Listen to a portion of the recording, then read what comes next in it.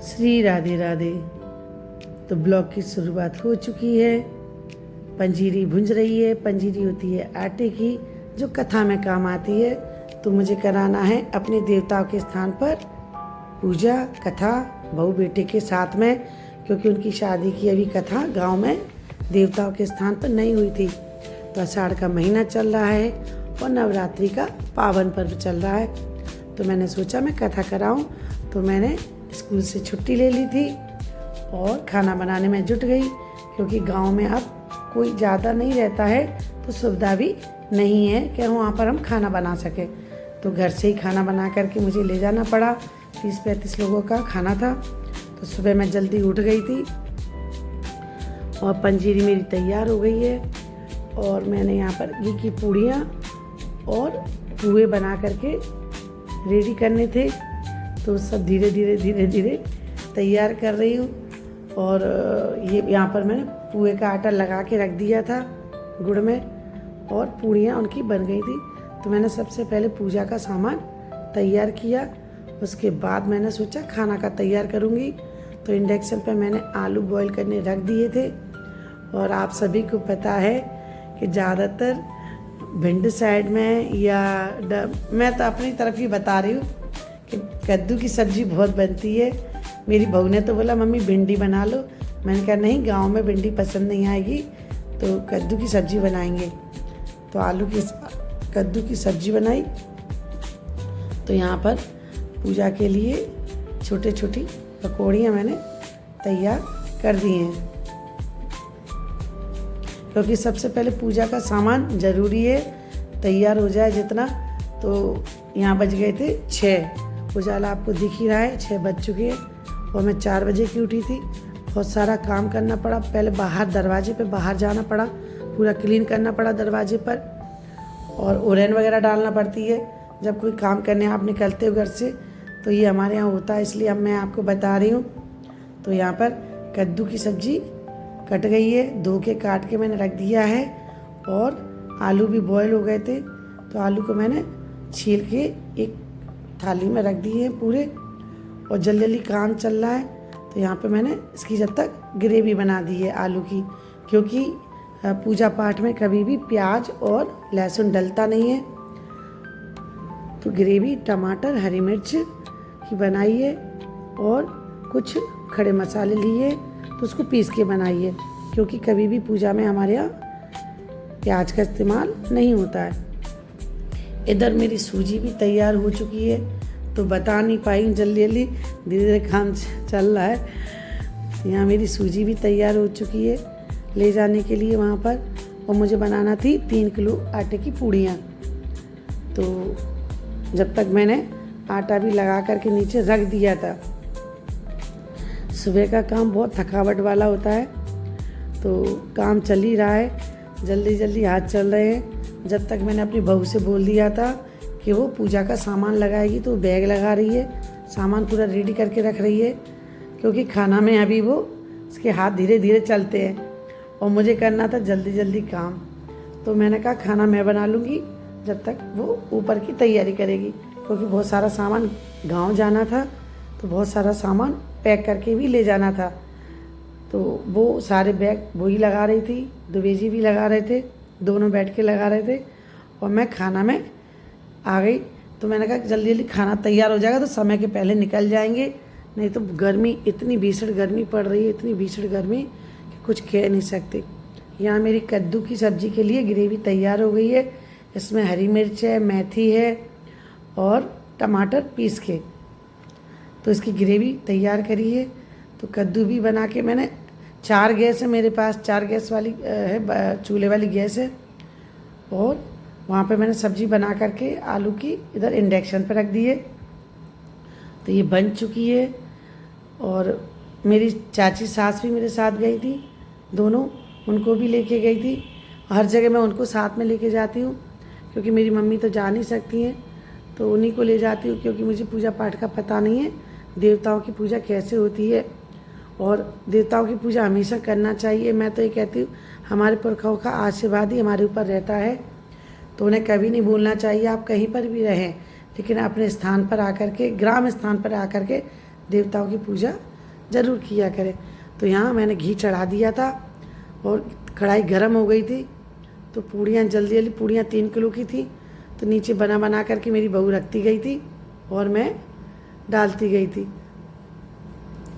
तो यहाँ पर पूड़ियाँ मेरी तैयार हो रही हैं, क्योंकि निकलना था, बहुत जल्दी समय हो रहा था। और यहाँ पे मैं जल भी गई हूँ, हाथ में पूड़ी गिरी थी हाथ पर, तो बहुत तेज़ जल गई हूँ मैं। दिखाऊंगी, दूसरी वीडियो में दिखाऊंगी आपको। तो मैं जल गई थी, तो बहुत जलन इतनी हुई, मैं क्या बताऊं। लेकिन काम करना था, उस समय कुछ नहीं दिखता है। तो लगभग मेरी पूड़ियाँ तैयार हो चुकी थी और सामान भी मेरा पूरा लग के रेडी हो गया था, थैले वगैरह सब कुछ। क्योंकि गांव में सुविधाएं नहीं है, तो बैठने की चटाई वगैरह, बर्तन सारे सब कुछ ले जाना पड़ते हैं वहाँ पर। तो एक घर भी है, 1-2 घर भी है, लेकिन मेरा ये कहना है, हम किसी को क्यों परेशान करें। यहाँ मेरी कद्दू की सब्ज़ी चल रही है, जब तक पूड़ियाँ बनेगी तब तक सब्ज़ी भी रेडी हो जाएगी।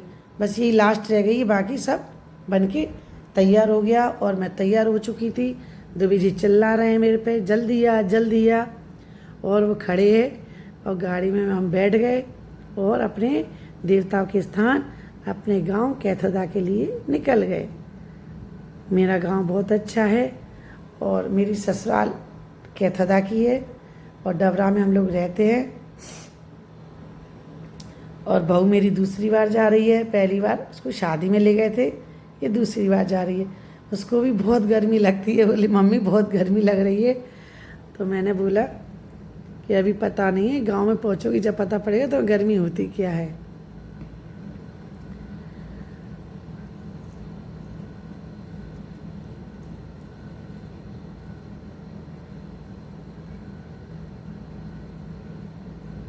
गांव के रास्ते इतने ख़राब थे, इतने कि क्या बताएं।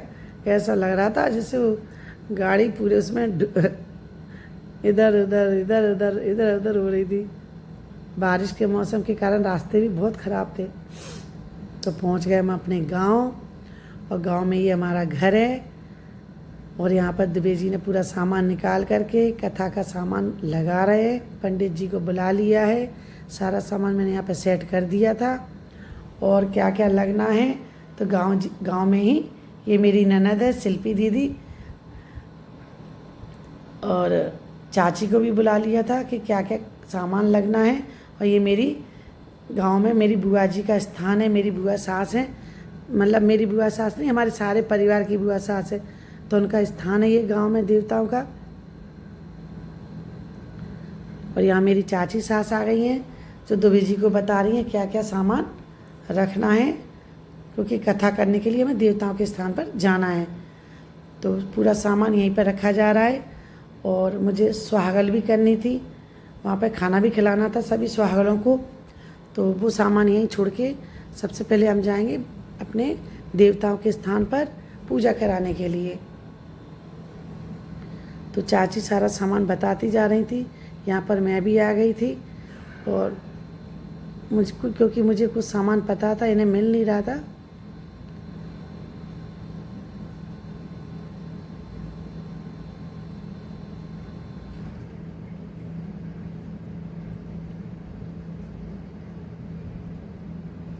आवाज़ मैंने इसलिए बंद कर दी है कि अलग अलग तरह की भाषाएं बोली जाती हैं, बोली जाती है। कुछ बोल रहे हैं, कोई कुछ बोल रहा है, तो शायद आप लोगों को समझ में ना आए। क्योंकि जब मैं अपने परिवार के साथ में रहती हूँ तो मेरी आवाज़ भिंड की ही चलती है। मैं दिखावटी भाषा कभी नहीं बोल सकती। और जहाँ जॉब करती हूँ वहाँ पर मैं अपने जॉब के हिसाब की भाषा बोली इस्तेमाल करती हूँ। तो इससे मुझे अपनेपन का एहसास होता है। जहाँ रहो वहाँ आपकी जो आवाज़ है उसका इस्तेमाल करो। तो हम पूजा के लिए निकल चुके हैं। ये हमारा गांव है कैथोदा, और आगे हमारे दुबे जी चल रहे हैं और पीछे सामान लेकर के चाची आ रही हैं। मैं निकल चुकी हूँ क्योंकि सामान बहुत सारा था। पूजा के स्थान पर थोड़ा पास में था, दूर नहीं था, ज़्यादा दूर नहीं था, तो चाची कुछ सामान छूट गया तो चाची मुझे दे रही हैं और मैं उनके पीछे पीछे सामान लेके निकल चुकी हूँ और बेटा बहू भी निकल चुकी हैं। ये हमारे गांव में माता का मंदिर है, मैं अभी आपको बताऊंगी बाद में आकर के। तो ये मैं गांव की लोकेशन बता रही हूँ। तो यही हमारा घर है यहाँ पर और ये रास्ते हैं। तो ये मेरा घर है, ये प्राचीन घर है पुराना। तो ये बाढ़ आई थी बहुत साल पहले, तो ये बाढ़ में ये गिर चुका था। तो इसे बनवाने का काम अभी शुरू होगा। घर वाले सभी परिवार के सभी सदस्य इसको बनवाने की सोच रहे हैं कि यहाँ पर इस घर को बनाया जाए। तो ये दरवाज़ा मैं दिखा रही हूँ। तो शादी के समय मैं यहाँ आई थी, बहुत बड़ी हवेली बनी थी और सब चले गए, अब कोई था ही नहीं। तो ये बाढ़ में गिर गई थी। तो ये प्राचीन अब ऐसे दिखने लगी है, लेकिन बहुत शानदार हवेली थी, बहुत बड़ी हवेली थी। और ये सामने हमारी बैठक है गांव में। तो ये अभी थोड़ी बची हुई है क्योंकि बिल्कुल नदी के किनारे ही घर लगा है। और ये घर बन चुका है, ये अजय भैया ने बनाया है जो कलेक्टर बन चुके हैं। तो उन्होंने उसी समय यहाँ पर भागवत करवाई थी और ये मंदिर बनवाया था, सुंदर मंदिर है और ये घर बनवाया था। तो रहते कम है, कोई आता जाता रहता है और यहाँ पूजा होती है। तो देवता मेरे सारे इसी मंदिर में विराजमान है और यहाँ पर कथा शुरू हो चुकी है मंदिर में।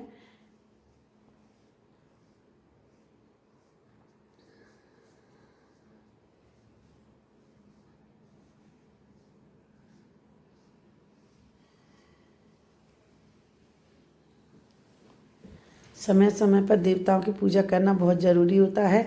उन्हीं के आशीर्वाद से हम लोग फल फूल रहे हैं और उन्हीं के आशीर्वाद से हम लोग सभी स्वस्थ हैं। तो घर में देवताओं की पूजा, पुरखाओं की पूजा, ये तो बहुत ज़रूरी है। तो और समय समय पर ही होती है।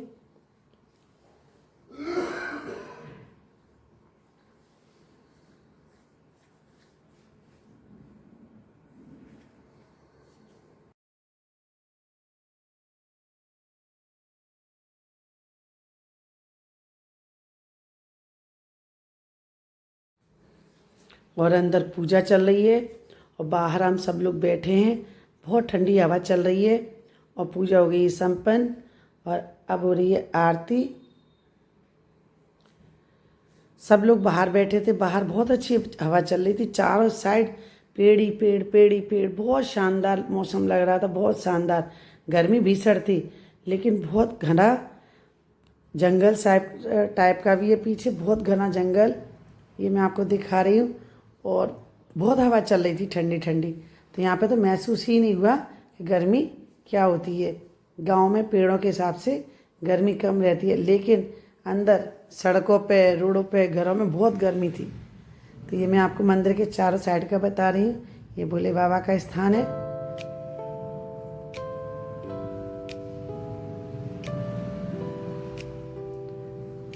बीचों बीच ये मंदिर स्थित है।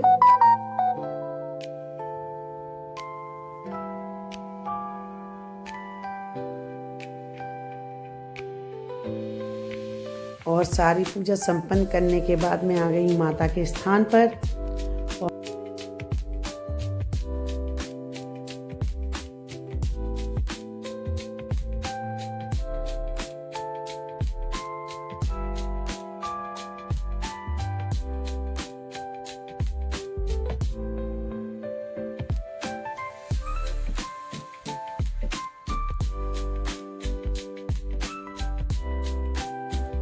इसके बाद मैं आ गई हूँ माता के स्थान पर। ये हमारी कुल देवी है, हमारे मंदिर में बीचों बीच माता का स्थान है। तो यहाँ पर मैंने पूजा करवाई बहू बेटे से माता की। और इसके बाद हम आ गए घर के अंदर। तो घर के अंदर हमारी माता का स्थान है, हमारी बुआ का स्थान है। तो यहाँ पर सुहागल की पूजा हो रही है। तो चाची पूरी पूजा करा रही हैं कि सुहागल करने से पहले उनकी पूजा होती है। और पूजा करने के बाद हम लोग निकल गए वापस डबरा के लिए। और ये सब हमसे बाय बाय बोल रही हैं और गांव से हम राम राम श्री राम कहते हुए अपने घर वापस आ गए।